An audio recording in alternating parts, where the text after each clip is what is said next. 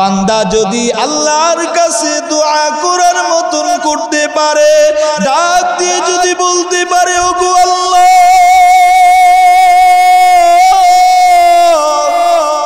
আমি জাহান্নামে যাইতে চাই না, আমি জান্নাতে যাইতে চাই, আমি আপনার সন্তুষ্ট বাজন বান্দা হইতে চাই, তাহলে আমি আপনাকে বলতে চাই যত নেকির কাজ আছে করতে হবে, যত গুনাহের কাজ আছে একটাও করা যাবে না, ঠিক না? আউলিয়ারা কার উকুবা ইখতিয়ার, জাহেলারা কার দুনিয়া ইখতিয়ার। ওয়ালাকাদ খালাকনাল ইনসানা মিন সুলালাতিন মিন তিন। আল্লাহ পাক বলেন মানুষকে আমি মাটির নির্যাস থেকে সৃষ্টি করেছি। সুম্মা খালাকনাহু নুতফাতান ফি করারিম মাকিন। এরপর মা বাবা তাদের মিলনের মাধ্যমে যে শুক্রবিন্দু বের হয়, যে বীর্য বের হয়, আল্লাহ পাক মায়ের রেহেমের মধ্যে সুরক্ষিত অবস্থায় ওই বীর্যটাকে রেখে দেন। সুম্মা খালাকনান নুতফাতা আলাকাতান। এরপর ওই শুক্রবিন্দু বীর্যটাকে আল্লাহ পাক রব্বুল আলামিন গোশতের টুকরায় রূপান্তরিত করেন। সুম্মা জাআলনাহু নুতফাতান ফি করারিম মাকিন। সুম্মা খালাকনান নুতফাতা আলাকা। ওই শুক্রবিন্দুটাকে আল্লাহ পাক জমাট রক্তে পরিণত করেন। ফাখালাকনাল আলাকাতা মুদগা। এরপর ওই জমাট রক্তটাকে আল্লাহ পাক গোশতে পরিণত করেন। ফাখালাকনাল মুদগাতা ইযামান ফাকাসাউনাল ইযামা লাহমা। ওই গোশত থেকে আল্লাহ পাক রব্বুল আলামিন হাড্ডি তৈরি করেন। ফাকাসাউনাল ইযামা লাহমা। এরপর ওই হাড্ডিটাকে আল্লাহ পাক গোশত দিয়ে পরিবর্তন করে দেন, গোশত দিয়ে পরিপূর্ণ করে দেন। সুম্মা আনশানাহু খালকান আখার। এরপর আল্লাহ পাক অন্য আরেকটা সৃষ্টিতে রূপান্তরিত করেন। ফাতাবারাকাল্লাহু আহসানুল খালিকিন। বরকতময় আল্লাহ কত উত্তম সৃষ্টিকারী। ও মুসলমান, মায়ার নবীজি হাদিসের মধ্যে বলেন একজন মা একজন বাবা তারা মেলামেশা করার পর যে বীর্যটা মায়ের রেহেমের মধ্যে চলে যায়, এই বীর্যটাকে আল্লাহ পাক রব্বুল আলামিন 40 দিন পর্যন্ত মায়ের রেহেমের মধ্যে সুরক্ষিত রাখেন। এরপর 40 দিনের মধ্যে আল্লাহ পাক রব্বুল আলামিন ওই বীর্যটাকে জমাট রক্তে পরিণত করেন। এর তৃতীয় 40 দিনের মধ্যে ওই জমাট রক্তকে পরিবর্তন করে আল্লাহ পাক গোশতে রূপান্তরিত করেন। এইভাবে প্রথম 40, দ্বিতীয় 40, তৃতীয় 40, তার মানে 43-এ 4 মাস। এই 4 মাস যখন অতিবাহিত হয়ে যায়, আল্লাহ পাক রব্বুল আলামিন একজন ফেরেশতাকে পাঠায়া দেন। এরপর ফেরেশতাকে আল্লাহ নির্দেশ দান করেন। ওই ফেরেশতা আল্লাহ পাক রব্বুল আলামিনের নির্দেশ পাইয়া ওই ফেরেশতা ওই বাচ্চা তাকে রূহু ফুঁকে দেয়। এরপর আল্লাহ পাক রব্বুল আলামিন 4টি বিষয় লিপিবদ্ধ করে দিতে বলেন। 1 নাম্বার, এই বাচ্চা দুনিয়াতে কি পরিমাণ রিজিক পাবে। 2 নাম্বার, এই বাচ্চা দুনিয়াতে কি পরিমাণ হায়াত পাবে। 3 নাম্বার, এই বান্দা ভালো আমল করবে নাকি খারাপ আমল করবে। এই 3 নাম্বার লিখে দেওয়ার পর 4 নাম্বার আল্লাহ পাক রব্বুল আলামিন লিখে দেন এই বান্দা সৌভাগ্যবান হবে নাকি দুর্ভাগ্যবান। তার মানে মায়ের পেটে থাকা অবস্থায় আল্লাহ পাক রব্বুল আলামিন 4টি বিষয় লিপিবদ্ধ করে দেন। 1 নাম্বার, কি পরিমাণ রিজিক পাবে। সুতরাং ও মুসলমান ইমানদার, আপনাদেরকে বলতে চাই, আল্লাহ পাক রব্বুল আলামিন আমার আপনার জন্মের সময়, আমার আপনার হায়াতের শুরুর সময়তেই আল্লাহ আমার আপনার রিজিক লিপিবদ্ধ করে দিয়েছেন। সুতরাং এই রিজিকের জন্য হারামের পিছে ছুটার দরকার নাই, ঠিক কিনা? কি পরিমাণ হায়াত আমি আপনি পাবো, মায়ের পেটে যেই দিন আল্লাহ আমার আপনার রূহু ফুঁকে দিয়েছেন, ওই দিনই আল্লাহ লিপিবদ্ধ করে দিয়েছেন আমার আপনার হায়াত। এরপর আল্লাহ পাক রব্বুল আলামিন 3 নম্বরে লিপিবদ্ধ করে দিয়েছেন, বান্দা ভালো আমল করবে নাকি খারাপ আমল করবে। আমার আপনার চেষ্টা থাকবে সব সময় ভালো আমল করবার, ঠিক কিনা? 4 নম্বরে আল্লাহ লিপিবদ্ধ করে দেন এই বান্দা জাহান্নামী হবে নাকি জান্নাতি হবে। ও মুসলমান, আপনাদের প্রশ্ন থাকতে পারে, আল্লাহ যদি লিখে দেন জান্নাতি না জাহান্নামী, আল্লাহ যদি লিপিবদ্ধ করে দেন ভালো আমল করবে নাকি খারাপ আমল করবে, আল্লাহ যদি রিজিক লিখে দেন, তাহলে রিজিকের জন্য কষ্ট করার কি দরকার আছে? তাহলে আমার আপনার ভালো আমল করার কি দরকার আছে? আমার আপনার নেক আমল করে জান্নাতে যাওয়ার জন্য চেষ্টা করার কি দরকার আছে? আমি আপনাকে একটা জবাব দিয়ে বলবো,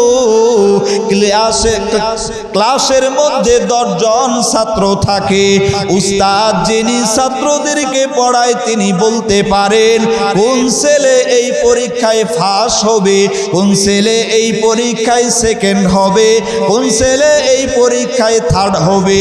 উস্তাদ কিভাবে বললেন? উস্তাদ যেহেতু ছাত্রদেরকে পড়ান, এই জন্য উস্তাদের একটা আইডিয়া হয়ে গিয়েছে কোন ছাত্র কেমন। আমার আপনার বিষয়ে আল্লাহ তো আলিমুল গায়ব আগে থেকেই জানেন। আমি আপনি দুনিয়ার মধ্যে কি করব, আল্লাহ পাক রব্বুল আলামিন সেটাই লিপিবদ্ধ করে দিতেছেন।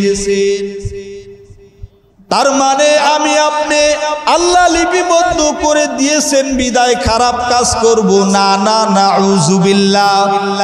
বরং আমি আপনি খারাপ কাজ করব এটা আল্লাহ অগ্রিম জানেন, সেটাই আল্লাহ লিপিবদ্ধ করে দিয়েছেন।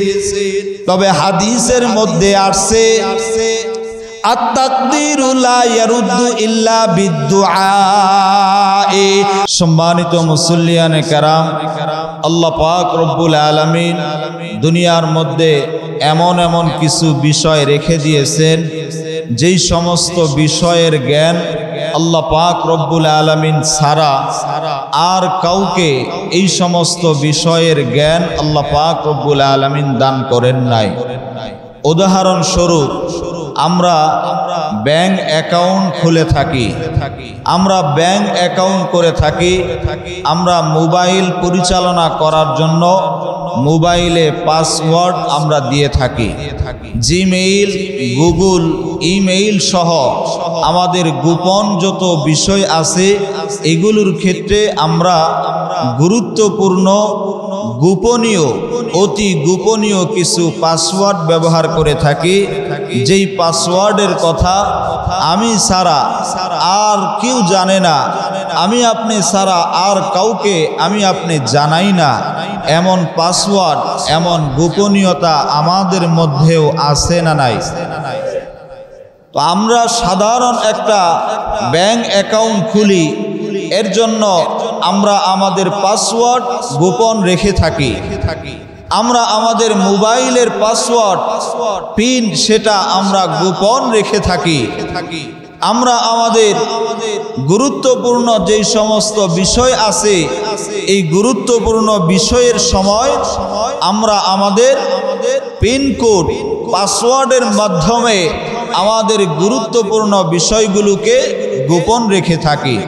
সম্মানিত হাজরিন, আমাদের ক্ষেত্রে আমরা যেমনি ভাবে গোপন রেখে থাকি, আল্লাহ পাক রব্বুল আলামিন তারও কিছু গুরুত্বপূর্ণ বিষয় আছে, যেই বিষয়গুলো আল্লাহ পাক রব্বুল আলামিন নিজ কুদরতি ইলমের মধ্যে আল্লাহ গোপন রেখেছেন, প্রকাশ করেন নাই।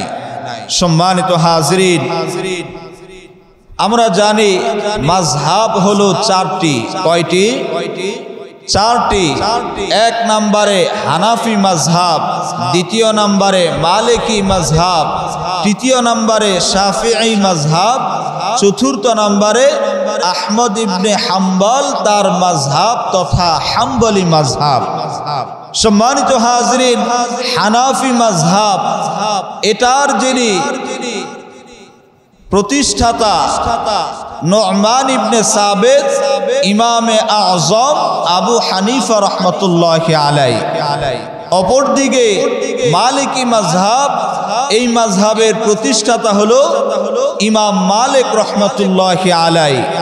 আরেকটা মাযহাব শাফিঈ, এই শাফিঈ মাযহাব এর প্রতিষ্ঠাতা হলেন ইমামে শাফিঈ রাহমাতুল্লাহি আলাইহি। আরেকটা চতুর্থ নম্বরের মাযহাব হলো হাম্বলি মাযহাব, এই মাযহাবের প্রতিষ্ঠাতা হলেন ইমাম আহমদ ইবনে হাম্বল রাহমাতুল্লাহি আলাইহি। সম্মানিত হাজরিন, মালিকি মাযহাব, এই মাযহাবের প্রতিষ্ঠাতা ইমাম মালিক রাহমাতুল্লাহি আলাইহি। তার একটা প্রসিদ্ধ ঘটনা আছে, যেই ঘটনাটা বিশ্বের উলামায়ে কেরাম সহ সাধারণ মানুষদের কাছে অতি সুপ্রসিদ্ধ, অতি প্রসিদ্ধ একটা ঘটনা আছে। ঘটনাটা কি? ইমাম মালিক রাহমাতুল্লাহি আলাইহি তিনি মদিনাতুল মুনাওয়ারাতে ৯৭ হিজরিতে জন্মগ্রহণ করেছেন। এরপর ইমাম মালিক রাহমাতুল্লাহি আলাইহি ১৭৭ হিজরিতে তিনি ইন্তেকাল করিয়াছেন। ইমামে মালিক রাহমাতুল্লাহি আলাইহি তিনি মদিনাতুল মুনাওয়ারাতে জন্মগ্রহণ করেছেন, মক্কাতুল মুকাররমা সেই জায়গায় ৪০ বছর তিনি বসবাস করেছেন। এরপর জীবন সন্ধিক্ষণে যখন তিনি অনুভব করলেন আর মনে হয় বেশি দিন আমি বাঁচব না, তাই তো ইমাম মালিক রাহমাতুল্লাহি আলাইহি তিনি মদিনাতুল মুনাওয়ারা সেই জায়গাতে অবস্থান করা শুরু করলেন। ইমাম মালিক রাহমাতুল্লাহি আলাইহি কেমন লোক ছিলেন, কেমন আশিকে রাসূল ছিলেন? বেশিরভাগ সময়, অধিকাংশ সময় মদিনাতুল মুনাওয়ারা এর জায়গাতে যখন তিনি চলাফেরা করতেন তখন তিনি জুতা পরিধান করতেন না। তিনি জুতা পরতেন না। কারণ কি? মায়ার নবীজি সাল্লাল্লাহু আলাইহি ওয়াসাল্লাম কোন রাস্তা দিয়ে হেঁটে গিয়েছেন, নবীজি যেই রাস্তার উপরে, যেই জায়গার উপরে পা ফেলাইছেন, ওই জায়গার উপরে আমি মালিক আমার জুতা পরিহিত পা ওই জায়গায় ফেলাবো, আমি মালিক সেটা করতে পারি না। নবীজি সাল্লাল্লাহু আলাইহি ওয়াসাল্লামের এমনটা আশিক ছিলেন ইমামে মালিক রাহমাতুল্লাহি আলাইহি। ইমাম মালিক রাহমাতুল্লাহি আলাইহি তিনি এতটা নবীজি সাল্লাল্লাহু আলাইহি ওয়াসাল্লামের আশিকে রাসূল ছিলেন। সম্মানিত হাজরিন, জীবন সন্ধিক্ষণে বয়স যখন বেড়ে গিয়েছে, বয়সের ভারে যখন তিনি চিন্তা ভাবনা করলেন আর মনে হয় বেশি দিন বাঁচব না, তাই তো ইমাম মালিক তিনি প্রতিজ্ঞা করলেন মদিনাতুল মুনাওয়ারা থেকে বের হয়ে আমি আর অন্য কোথাও যাব না। কিন্তু দেখা গেল যখন হজ্জের মৌসুম চলে আসলো, হাজী সাহেব তারা হজ করার জন্য ইহরামের কাপড় পরে যখন মক্কার দিকে রওনা করেছেন, ওই সময় ইমাম মালিক রাহমাতুল্লাহি আলাইহি তার দিলটা বড় পেরেশান, দিলের মধ্যে বড় তামান্না জেগে বসলো, হাই আমারও তো মন চায় মক্কাতুল মুকাররমায় গিয়ে আল্লাহ পাক রব্বুল আলামিনের ঘর খানায়ে কাবা সেটা তওয়াফ করা। অপরদিকে আবার চিন্তা করলেন আমি যে মক্কাতুল মুকাররমায় যাব, কোনো তো গ্যারান্টি নাই। যদি আমার মৃত্যুটা মক্কাতুল মুকাররমায় হয়ে যায়, তাহলে আমার কবরটাও তো সেখানে হবে। আর যদি আমি মদিনাতুল মুনাওয়ারাতে ইন্তেকাল করতে পারি, হাসরের ময়দানে আল্লাহ পাক রব্বুল আলামিন এই জায়গা থেকে আমাকে উত্থাপিত করবেন। হাসরের ময়দানে নবীজির পাশাপাশি আমি হাসরের ময়দানে উঠতে পারবো, এই আশায় তিনি মদিনাতুল মুনাওয়ারার ভিতরে অবস্থান করতেছিলেন। তো হজের মৌসুম এসে গিয়েছে, দিলের মধ্যে তামান্না, দিলের মধ্যে আকাঙ্ক্ষা বেড়ে গিয়েছে, যদি আমি হজ করতে যাইতে পারতাম। তাই তো ইমাম মালিক রহমাতুল্লাহি আলাইহি তিনি সালাতুল ইস্তেখারা এর 2 রাকাত নামাজ তিনি পড়লেন। এই 2 রাকাত নামাজ পড়ার পর তিনি রাতের বেলায় ঘুমায়া পড়লেন। রাতের বেলায় ঘুমাইতেছেন, ঘুমের ঘরে মায়ার নবীজি সাল্লাল্লাহু আলাইহি ওয়াসাল্লাম, ইমাম মালিক তার সাথে মায়ার নবীজি সাল্লাল্লাহু আলাইহি ওয়াসাল্লাম দেখা দিয়ে দিলেন। সুবহানাল্লাহ। ও মুসলমান ইমানদার, মায়ার নবীজি ইমাম মালিক তাকে দেখতেছেন, কোনো কথা বলেন না। ইমাম মালিক রহমাতুল্লাহি আলাইহি মায়ার নবীজি সাল্লাল্লাহু আলাইহি ওয়াসাল্লামকে দেখতে লাগলেন। নবীজি ইমাম মালিক রহমাতুল্লাহি আলাইহিকে দেখতেছেন, কিন্তু স্বপ্নের ঘরে কোনো কথা বলতেছেন না। মায়ার নবীজি তার হাতের 5 আঙ্গুল এইভাবে দেখাইলেন। মায়ার নবীজি হাতের 5 আঙ্গুল দেখানোর পর রাতের বেলায় ইমাম মালিক রহমাতুল্লাহি আলাইহি তার ঘুম ভেঙে গেল। ঘুম থেকে সজাগ হওয়ার পর ইমাম মালিক বড় চিন্তায় পড়ে গেলেন। মায়ার নবীজি স্বপ্নের মধ্যে আমাকে দেখা দিলেন, আমার সাথে কোনো কথা বললেন না, শুধুমাত্র কেবলমাত্র হাতের 5 আঙ্গুল আমাকে দেখাইলেন। তার মানে আমি কি শুধুমাত্র 5 দিন জীবিত থাকবো তাই নাকি? অথবা 5 মাস জীবিত থাকবো নাকি? অথবা 5 বছর আমি জীবিত থাকবো নাকি? অথবা 5 মিনিট আমি হায়াত পাবো নাকি? ইমাম মালিক রহমাতুল্লাহি আলাইহি বড় পেরেশান হয়ে গেলেন। ও মুসলমান ইমানদার, আল্লাহর গোলাম ইমাম মালিক রহমাতুল্লাহি আলাইহি তার জামানায় স্বপ্নের ব্যাখ্যা দিতেন, সঠিক স্বপ্নের ব্যাখ্যা দিতেন একজন বড় আলেম ছিলেন। তার নাম হলো আল্লামা মুহাম্মদ ইবনে শিরিন রহমাতুল্লাহি আলাইহি। ইবনে শিরিন রহমাতুল্লাহি আলাইহি তার কাছে ইমাম মালিক রহমাতুল্লাহি আলাইহি তার খাদেমকে পাঠায়া দিলেন স্বপ্নের ব্যাখ্যা জানানোর জন্য। স্বপ্নের ব্যাখ্যা জানায়া দেওয়ার জন্য খাদেম গিয়ে মুহাম্মদ ইবনে শিরিন রহমাতুল্লাহি আলাইহি তার কাছে গিয়ে বললেন, গো আল্লাহর ওলি, আল্লাহর এক বান্দা স্বপ্নের মধ্যে দেখেছেন মায়ার নবীজি স্বপ্নের মধ্যে হাতের 5 আঙ্গুল দেখাইছেন। ওগো ইবনে শিরিন রহমাতুল্লাহি আলাইহি, আপনি এই স্বপ্নের ব্যাখ্যাটা একটু বলে দেন। এবার ইবনে শিরিন জিজ্ঞাসা করলে, ওগো আল্লাহর বান্দা, এই স্বপ্ন কে দেখেছে আমাকে বলেন। খাদেম ডাক দিয়া বলে, হুজুর, এই স্বপ্ন যে দেখেছেন তিনি আমাকে নিষেধ করেছেন, তার নাম আপনার কাছে বলার জন্য। ইবনে শিরিন রহমাতুল্লাহি আলাইহি ডাক দিয়ে বলেন, আল্লাহর গোলাম, যদি তার নাম আপনি আপনি আমাকে না বলেন, তাহলে তার স্বপ্নের ব্যাখ্যা দেওয়া আমার জন্য সম্ভব হবে না।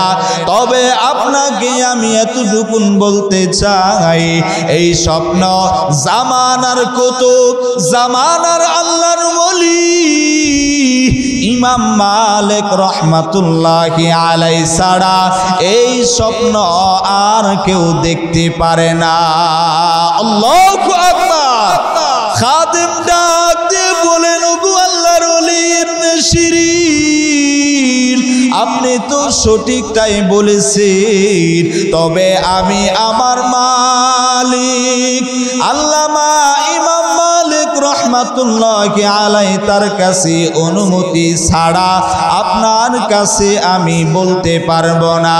এবার ইমাম মালিক তার কাছ থেকে অনুমতি নিয়ে খাদেম ইবনে শিরিন রহমাতুল্লাহি আলাইহি তাকে বললেন, হা হা, এই স্বপ্নটা আমার পীর, আমার শায়েখ, আমার মুর্শিদ ইমাম মালিক রহমাতুল্লাহি আলাইহি তিনি দেখেছেন। এবার আল্লামা ইবনে শিরিন রহমাতুল্লাহি আলাইহি তিনি এই ঘটনা, এই স্বপ্নের ব্যাখ্যার বিবরণ দিলেন। মায়ার নবীজি 5 আঙ্গুল দেখাইছেন, তার মানে আল্লাহ পাক রব্বুল আলামিন এমন 5টি বিষয় গোপন রেখেছেন, যেই 5টি বিষয়ের ইলম দুনিয়ার আর কাউকে আল্লাহ দেন নাই।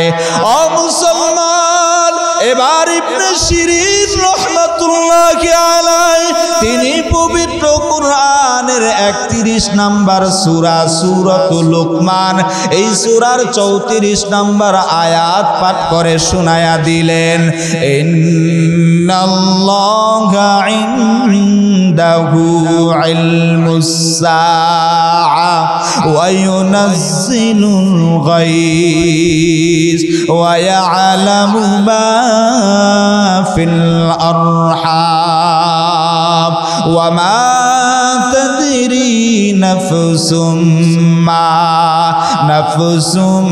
মাযা তাকসিবু গাদা ওয়া মা তাদরি নাফসুম বিআইয়ি আরদিন তামুত ইন্নাল্লাহা আলিমুন খবীর। এই আয়াতের মধ্যে আল্লাহ পাক রব্বুল আলামিন 5টি বিষয়ের কথা বলেছেন। 1 নম্বর, ইন্নাল্লাহ, আল্লাহ পাক রব্বুল আলামিন বলেন অবশ্যই ইনদাহু ইলমুস সাআ, আল্লাহ পাক রব্বুল আলামিনের নিকট কিয়ামতের জ্ঞান রয়েছে। কিয়ামত কবে সংগঠিত হবে এই জ্ঞান আল্লাহ পাক রব্বুল আলামিন আর কাউকে দান করেন নাই। 2 নাম্বার, ওয়া ইউনাজ্জিলুল গায়স, বৃষ্টি কখন বর্ষিত হবে, কোথায় কখন বৃষ্টি হবে, এই জ্ঞানটা আল্লাহ পাক আর কাউকে দান করেন নাই। ওয়া ইয়ালামু মা ফিল আরহাম, 3 নম্বর, মায়ের পেটের মধ্যে কি রয়েছে এই জ্ঞানটা আল্লাহ পাক রব্বুল আলামিন আর কাউকে দান করেন নাই। 4 নাম্বার, ওয়ামা তাদরি নাফসুম মাযা তাকসিবু গাদা, মানুষ আগামী কালকে কি অর্জন করবে, তার মানে মানুষ তার কি পরিমাণ রিজিক আগামী কালকে ইনকাম করবে, আগামী কালকে কি হবে সেটার জ্ঞান আল্লাহ পাক কাউকে দান করেন নাই। 5 নাম্বার, ওয়ামা তাদরি নাফসুম মাযা তাকসিবু গাদা ওয়ামা তাদরি নাফসুম বিআইয়ি আরদিন তামুত, কোন ব্যক্তি কখন কোথায় মৃত্যুবরণ করবে এটার জ্ঞান আল্লাহ পাক রব্বুল আলামিন কাউকে দান করেন নাই। আল্লাহ বলেন, ইন্নাল্লাহা আলিমুন খবীর, এই বিষয়ে আল্লাহ পাক রব্বুল আলামিন সবচাইতে বেশি জানেন। আল্লাহ পাক পাক সবচাইতে বেশি খবর রাখেন। ও মিরপুরবাসী মুসলমান, 5টি বিষয়ের জ্ঞান আল্লাহ পাক রব্বুল আলামিন নিজের কাছে গোপন রেখেছেন। 1 নম্বরে কিয়ামত কবে সংগঠিত হবে, 2 নম্বরে কোথায় কখন বৃষ্টি নাজিল হবে, 3 নম্বরে মায়ের পেটে কি আছে, 4 নম্বরে আগামীকালকে মানুষ কি কামাই করবে, অর্জন করবে, 5 নম্বর একজন মানুষ কখন কোথায় মৃত্যুবরণ করবে। এই 5টি বিষয়ের জ্ঞান আল্লাহ পাক নিজের কাছে রেখে দিয়েছেন। আল্লাহ পাক এই 5টি বিষয়ের জ্ঞান আর কাউকে জানান নাই, ঠিক কি না? সুতরাং আল্লামা ইবনে সিরিন রাহমাতুল্লাহি আলাইহি তিনি স্বপ্নের ব্যাখ্যা করে ইমাম মালিক রাহমাতুল্লাহি আলাইহি তাকে বুঝায়া দিলেন, আপনি চিন্তা ভাবনায় আছেন আপনি কবে কখন কোথায় মারা যাবেন, এটা নবীজি সাল্লাল্লাহু আলাইহি ওয়াসাল্লাম তাকে আল্লাহ পাক অনুমতি দেন নাই। সুতরাং আপনি হজ করতে যাবেন কি যাবেন না, আপনি মদিনায় থাকবেন কি থাকবেন না, এটা শুধুমাত্র কেবলমাত্র আপনার উপরেই ন্যস্ত। এই মৃত্যুবরণ করার খবর এটা মায়ার নবীজি তিনিও জানেন না, এই জন্য নবীজি 5টি আঙ্গুল দেখাইছেন। ও বাবাজি, ও পর্দার অন্তরালের মা, আমি আপনি কখন কোথায় মৃত্যুবরণ করব, কিয়ামত কবে সংগঠিত হবে, বৃষ্টি কখন কোথায় বর্ষিত হবে, মায়ের পেটে কি আছে, এই সমস্ত বিষয়ের জ্ঞান একজন জানেন, তিনি কি? আল্লাহ পাক রব্বুল আলামিন তিনি জানেন এই 5টি বিষয়ের জ্ঞান। সম্মানিত হাজরিন, এখন প্রশ্ন হলো, এই 5টি বিষয়ের জ্ঞান যদি আল্লাহ পাক রব্বুল আলামিন জেনে থাকেন, আল্লাহ গোপন করে থাকেন, তাহলে অবশ্যই অবশ্যই আমাকে আপনাকে বুঝতে হবে এই 5টি বিষয়ের গুরুত্ব কম না বেশি? কি বলেন, কম না বেশি? কেমন বেশি? আল্লাহ পাক রব্বুল আলামিন কুরআনুল হাকিমের 93 নম্বর সূরা সূরাতুজ জিলজাল, এই সূরার মধ্যে আল্লাহ পাক রব্বুল আলামিন বলেন, ইদা জুলজিলাতিল আরদু জিলজালাহা। আল্লাহ পাক বলেন, যখন জমিন প্রবলভাবে প্রকম্পিত হবে, অর্থাৎ যখন ভূমিকম্পের জন্য জমিন কাঁপাকাঁপি শুরু হবে, শুধু কাঁপাকাঁপি করবে তা নয়, জুলজিলাতিল আরদু জিলজালাহা, ভূমিকম্প যেইভাবে হওয়ার দরকার, জমিন যেইভাবে প্রকম্পিত হওয়ার দরকার, যখন জমিন ওইভাবে প্রকম্পিত হওয়া শুরু করবে, ওয়া আখরাজাতিল আরদু আসকালাহা, জমিন তার যত বোঝা আছে, অর্থাৎ জমিনের মধ্যে যত লাশ আছে, যত যা কিছু আছে, সব কিছু কিয়ামতের দিন জমিন বের করে দিবে। ওয়াকালাল ইনসানু মা লাহা, আল্লাহ পাক বলেন, তখন সেই দিন মানুষ তারা বলতে থাকবে, জমিনের কি হলো আজকে, জমিন এই রকম করতেছে কেন? আল্লাহ পাক বলেন, ইয়াউমা ইদিন তুহাদ্দিসু আখবারহা, সেই দিন জমিন তার সংবাদগুলো সে বর্ণনা করবে। জমিনের উপরে কে সত্য বলেছে, কে মিথ্যা বলেছে, কে চুরি করেছে, কে ডাকাতি করেছে, কে জুলুম করেছে, অন্যায় করেছে, কে অবিচার করেছে, কে ভালো করেছে, সব কিছুর বিবরণ সেই দিন জমিন বর্ণনা করতে থাকবে। বিআন্না রব্বাকা আওহালাহা, তার কারণ হলো নবীজিকে আল্লাহ পাক বলেন, বিআন্না রব্বাকা, আপনার রব, আওহালাহা, জমিনকে নির্দেশ দিয়েছেন বিধায় জমিন সেই দিন বর্ণনা শুরু করবে। ইয়াউমা ইদিন ইয়াসদুরুন নাসু আশতাতা, সেই দিন মানুষ দলে দলে বের হতে শুরু করবে, দলে দলে মানুষ আসা শুরু করবে। লিউরাউ আমালাহু, যাতে মানুষ তাদেরকে তাদের কৃতকর্ম দেখানো যায়, কৃতকর্ম সম্বন্ধে জানানো যায়। ফামান ইয়ামাল মিসকালা যাররাতিন খায়রান ইয়ারা, কোন ব্যক্তি যদি বিন্দু পরিমাণও নেক আমল করে, আল্লাহ পাক রব্বুল আলামিন বলেন খায়রান ইয়ারাহু, সামান্য পরিমাণ নেক আমল করছে এটাও আল্লাহ তাকে জানাবেন, দেখাইবেন। ওয়া মান ইয়ামাল মিসকালা যাররাতিন শাররান ইয়ারা, কেউ যদি সামান্য পরিমাণও খারাপ কাজ করে, তওবা ছাড়া যদি মরিয়া যায়, আল্লাহ পাক রব্বুল আলামিন সামান্য পরিমাণ গুনাহ, এই সামান্য পরিমাণ খারাপই এটাও মানুষকে আল্লাহ দেখাইবে। আল্লাহ পাক রব্বুল আলামিন কিয়ামতের ঘটনা, কিয়ামতের বিবরণ পবিত্র কোরআনের 93 নম্বর সূরা সূরাতুল জিলজালের মধ্যে তুলে ধরেছেন, উল্লেখ করেছেন। এই কিয়ামত কেমন হবে? কিয়ামত যখন সংগঠিত হবে তখন অবস্থা এমন হবে, এই মাটি আর মাটি থাকবে না।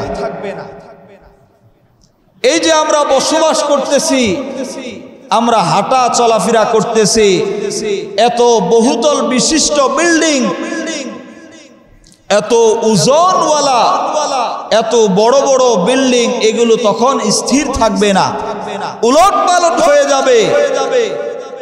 মাটিগুলো কাঁপাকাঁপি শুরু করবে, নিচের মাটি উপরে, উপরের মাটি নিচে, একটা হযবরল অবস্থা শুরু হয়ে যাবে। সেই দিন মানুষ বলতে থাকবে, আহারে জমিনের আজকে কি হলো, জমিন এইরকম করতেছে, তার কারণ কি? আল্লাহ পাক রব্বুল আলামিন তখন মানুষদেরকে জানায়া দিবেন, বিআন্না রব্বাকা আও হালাহা, আমার আপনার রব আল্লাহ পাক রব্বুল আলামিন জমিনকে নির্দেশ করেছেন বিধায় জমিন এই রকম করতেছে। সম্মানিত হাজরিন, পবিত্র কোরআনের 101 নম্বর সূরা সূরাতুল কারিআ, এই সূরার মধ্যে আল্লাহ পাক রব্বুল আলামিন আরো একটু বর্ণনা করে বলেন, আল কারিআতু মাল কারিআ, আল্লাহ পাক বলেন আল কারিআ মহাপ্রলয়, মাল কারিআ, আল্লাহ বলেন হে নবী মাল কারিআ মহাপ্রলয় কি আপনি জানেন নাকি? ওয়া মা আদরাকা মাল কারিআ, আল কারিআ মানে মহাপ্রলয়, মাল কারিআ মহাপ্রলয় কি? ওয়া মা আদরাকা মাল কারিআ, হে নবী আপনি জানেন নাকি মহাপ্রলয় কি? ইয়াউমা ইয়াকুনুন নাসু কাল ফারাশিল মাবসুস, ইয়াউমা ইয়াকুনুন নাস কাল ফারাশিল মাবসুস, মানুষ তারা ছন্ন ছাড়া হয়ে যাবে, ছিন্ন বিচ্ছিন্ন হয়ে যাবে, মানুষের অবস্থা ঠিক থাকবে না।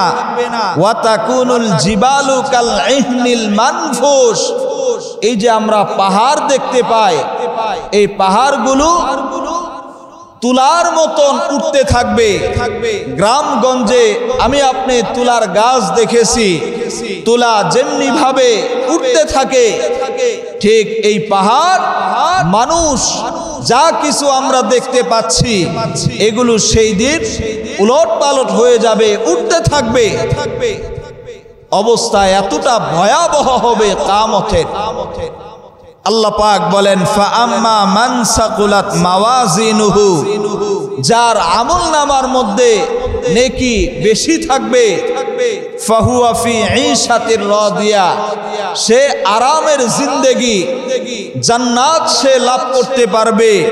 ওয়া আম্মা মান খাফাত মাওয়াজিনুহু, আর যার আমলের পাল্লা হালকা হবে, তার মানে গুনাহ বেশি হবে, ফা উম্মুহু হাওয়া, তারা থাকবে হাওয়া নামক দুজকে। আল্লাহ পাক নবীজিকে প্রশ্ন করে বলেন, ওয়ামা আদরাকা মা হাওয়া, হে নবী আপনি কি হাওয়া এটা কি আপনি কি জানেন? নারুন হামিয়া, আল্লাহ পাক বলেন এটা হলো উত্তপ্ত একটা আগুন, জ্বলন্ত আগুন। মুফাসসিরিনে কেরাম লেখেন জাহান্নামকে আল্লাহ পাক 7 স্তর বিশিষ্ট করে বানাইছেন। সর্বনিম্ন স্তর যেটা ভয়াবহ আগুন, এই ভয়াবহ জাহান্নামের নাম হলো হাওয়া। সম্মানিত হাজরিন, এই হাওয়া নামক দুজকের মধ্যে পড়বে যাদের আমল নেক আমলের চাইতে গুনাহ বেশি হবে, আর যাদের গুনার চাইতে নেক আমল বেশি হবে তারা জান্নাতে বসবাস করতে পারবে। সম্মানিত হাজরিন, এই কিয়ামত এটা এমন একটা ভয়াবহ পরিস্থিতি, এমন একটা ভয়াবহ বিষয়, যেই বিষয়টা অত্যন্ত গুরুত্বপূর্ণ। এই গুরুত্বপূর্ণ বিষয়টাকে আল্লাহ পাক রব্বুল আলামিন নিজের কাছে রেখে দিয়েছেন। এটা দুনিয়ার কোনো মানুষকে আল্লাহ জানান নাই কিয়ামত কবে সংগঠিত হবে। কথা বলেন ঠিক কিনা? এরপর আল্লাহ পাক বলেন ওয়ায়ুনাজ্জিলুল গাইস, বৃষ্টি কখন কোথায় নাজিল হবে, বর্ষিত হবে, এটার জ্ঞানও আল্লাহ দুনিয়ার মানুষকে দেন নাই। এখন প্রশ্ন করতে পারেন, হুজুর আবহাওয়া অধিদপ্তর তারা তো অনেক সময় আমাদেরকে পূর্বাভাস দিয়ে থাকেন আবহাওয়ার, বৃষ্টির, ঝড় তুফানের, জলোচ্ছ্বাসের। আমি বলবো তারা 100 শিওর হয়ে বলেন না, বরং তারা বলে অমুক দিন অমুক তারিখে ঝড় তুফান আসতে পারে, বৃষ্টি হতে পারে। কথা বলেন ঠিক কিনা? দেখা গেছে আবহাওয়া অধিদপ্তর থেকে বলা হয়েছে আজকে মিরপুর এলাকায় বৃষ্টি হবে, কিন্তু দেখা গেল আজকে মিরপুর এলাকায় বৃষ্টি হয় নাই, বরং বৃষ্টি হয়েছে যাত্রাবাড়ি এলাকায়। কথা বলেন ঠিক কিনা? তারা বলছে যাত্রাবাড়িতে বৃষ্টি হবে, বৃষ্টি যাত্রাবাড়িতে হয় নাই, মিরপুরে হয়েছে। তো এটার সঠিক জ্ঞান, কামা হাক্কুহু, প্রকৃত জ্ঞান এটা একজনের কাছে আছে, তিনি কে? 3 নাম্বার, ওয়ায়ালামু মা ফিল আরহাম, মায়ের গর্ভে কি আছে। এই যে সন্তান, এই সন্তান সে ভালো সন্তান না খারাপ সন্তান, এটার জ্ঞান একজনের কাছে, তিনি কে? এই সন্তানটা ছেলে না মেয়ে, এটার জ্ঞানও আল্লাহ পাক রব্বুল আলামিন আল্লাহর কাছে রেখে দিয়েছেন। এখন আপনারা বলতে পারেন, হুজুর বর্তমান তো আলট্রাসাউন্ড কম্পিউটারের মাধ্যমে ডাক্তার তারা বলতে পারেন পেটের ভিতরে ছেলে আছে না মেয়ে আছে। তাহলে আল্লাহ পাক রব্বুল আলামিন বললেন যে পেটের মধ্যে কি আছে এটা কেউ জানে না, তাহলে বিষয়টা কেমন হয়ে গেল না? এটার 1 নাম্বারের জবাব হলো 4 মাস পর্যন্ত কোনো ডাক্তার বলতে পারে না মায়ের গর্ভে ছেলে না মেয়ে আছে। 4 মাস পরে আল্লাহ পাক রব্বুল আলামিন মায়ের পেটে যখন সন্তানকে রূহ দান করেন, এরপরে গিয়ে ডাক্তার তারা আলট্রাসাউন্ড কম্পিউটারের মাধ্যমে বলতে পারেন যে পেটের মধ্যে কি আছে। আরেকটা বিষয় হলো এই সন্তান ছেলে না মেয়ে, ডাক্তার তারা না হয় বলতে পারে 4 মাস পরে এই ছেলে এই মেয়ে ভালো হবে না খারাপ হবে, এটা কি ডাক্তাররা বলতে পারে? এটার জ্ঞান আল্লাহ পাক নিজের কাছে গোপন রেখেছেন।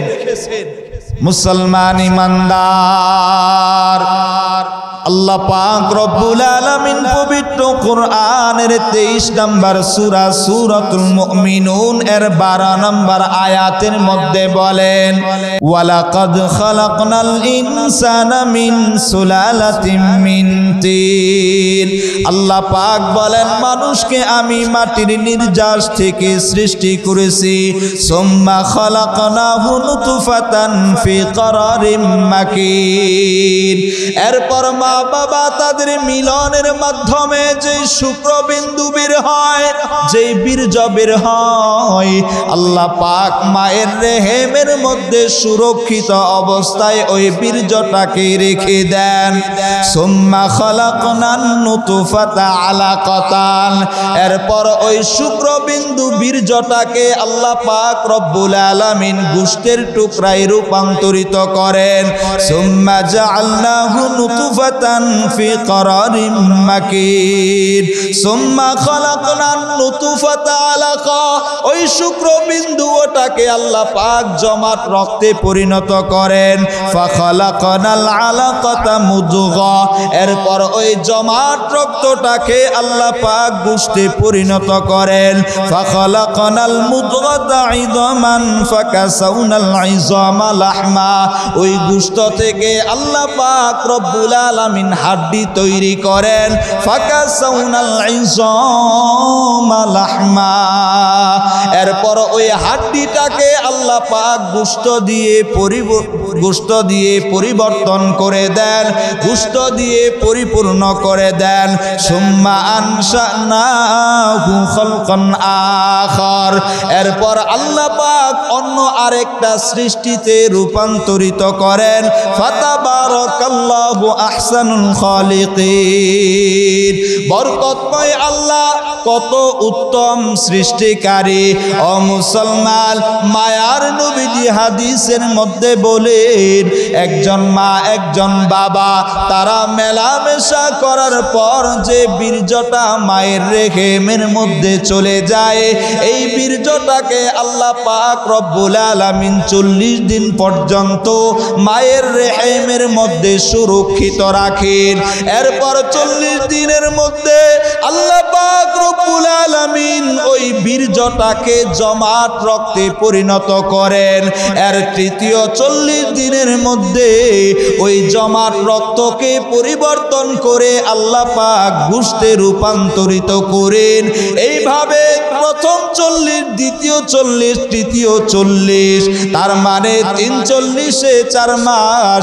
এই 4 মাস যখন অতিবাহিত হয়ে যায় আল্লাহ পাক রব্বুল আলামিন একজন ফেরেশতাকে পাঠায়া দেন। এরপর ফেরেশতাকে আল্লাহ নির্দেশ দান করেন। ওই ফেরেশতা আল্লাহ পাক রব্বুল আলামিনের নির্দেশ পাইয়া ওই ফেরেশতা ওই বাচ্চা তাকে রূহু ফুঁকে দেয়। এরপর আল্লাহ পাক রব্বুল আলামিন 4টি বিষয় লিপিবদ্ধ করে দিতে বলেন। 1 নাম্বার, এই বাচ্চা দুনিয়াতে কি পরিমাণ রিজিক পাবে। 2 নাম্বার, এই বাচ্চা দুনিয়াতে কি পরিমাণ হায়াত পাবে। 3 নাম্বার, এই বান্দা ভালো আমল করবে নাকি খারাপ আমল করবে। এই 3 নাম্বার লিখে দেওয়ার পর 4 নাম্বার আল্লাহ পাক রব্বুল আলামিন লিখে দেন এই বান্দা সৌভাগ্যবান হবে নাকি দুর্ভাগ্যবান। তার মানে মায়ের পেটে থাকা অবস্থায় আল্লাহ পাক রব্বুল আলামিন 4টি বিষয় লিপিবদ্ধ করে দেন। 1 নাম্বার, কি পরিমাণ রিজিক পাবে। সুতরাং ও মুসলমান ইমানদার, আপনাদেরকে বলতে চাই আল্লাহ পাক রব্বুল আলামিন আমার আপনার জন্মের সময়, আমার আপনার হায়াতের শুরুর সময়তেই আল্লাহ আমার আপনার রিজিক লিপিবদ্ধ করে দিয়েছেন। সুতরাং এই রিজিকের জন্য হারামের পিছে ছুটার দরকার নাই, ঠিক কিনা। কি পরিমাণ হায়াত আমি আপনি পাবো।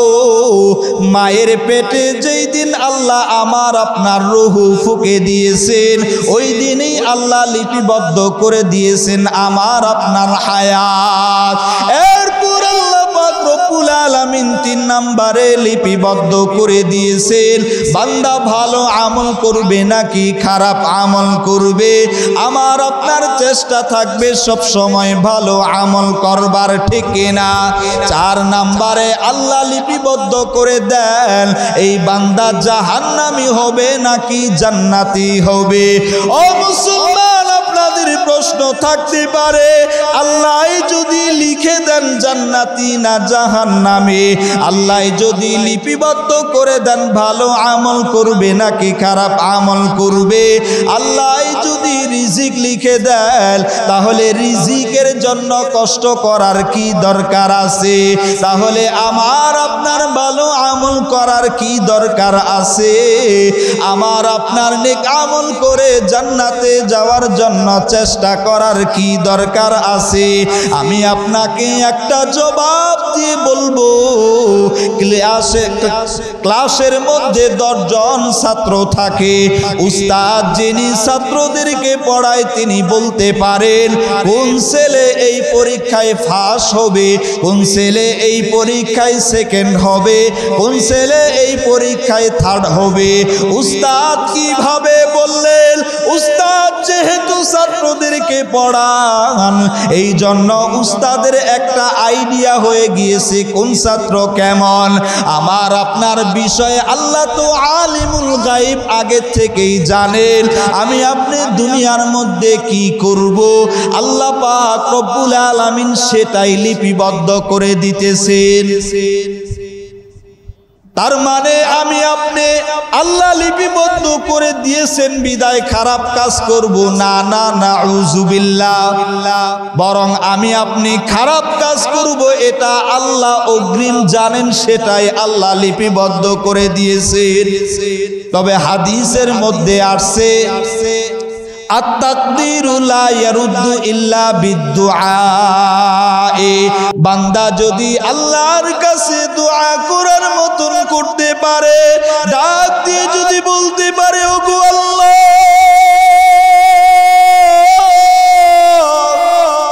আমি জাহান্নামে যাইতে চাই না, আমি জান্নাতে যাইতে চাই, আমি আপনার সন্তুষ্ট বাজন বান্দা হইতে চাই, তাহলে আমি আপনাকে বলতে চাই যত নেকির কাজ আছে করতে হবে, যত গুনাহের কাজ আছে একটাও করা যাবে না, ঠিক না?